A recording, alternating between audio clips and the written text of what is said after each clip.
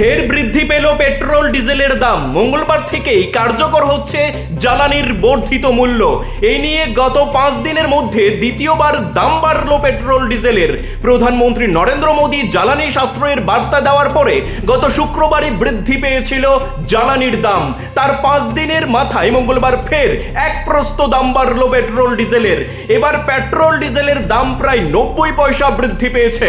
এই মুহূর্তের বড় খবর, ফের বৃদ্ধি পেল পেট্রোল ডিজেলের দাম। মঙ্গলবার থেকেই কার্যকর হচ্ছে জ্বালানির বর্ধিত মূল্য।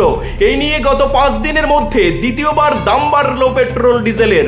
তার জন্য তো আমাদের যারা আমরা বাইক রাইডার করি তাদের জন্য তো অসুবিধাই, কারণ যদি এভাবে যদি বাড়তে থাকে তো আমরা সাধারণ মানুষ আমরা যদি চাকরি রাখি করি না, যেহেতু আমরা লাগি তো বড় সমস্যার ব্যাপার। আর্থিক ইয়ের উপরে তো স্বাভাবিক প্রভাব পড়বে। গত 4-5 দিন আগে পেট্রোলের এবং ডিজেলের দামও বাড়ছে একবার, এখন আবার কালকে রাত্রে মধ্যরাতে আবার বাড়ছে ওই পয়সা 88 পয়সা কইরা। ফলে জানি না পরে নেক্সট টাইম আবার বাড়বো কিনা, কারণ আন্তর্জাতিক বাজারে বাইরেই চলছে ক্রুড অয়েলের দাম।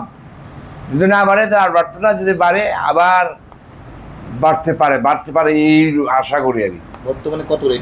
বর্তমানে পেট্রোলের দাম হলো 101 টাকা 44 পয়সা, আর ডিজেলের দাম হলো 90 টাকা 42 পয়সা।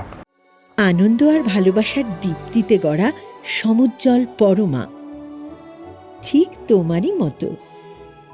শ্যাম সুন্দর কোম্পানি জুয়েলার্স, আগরতলা, উদয়পুর, ধর্মনগর, কলকাতা।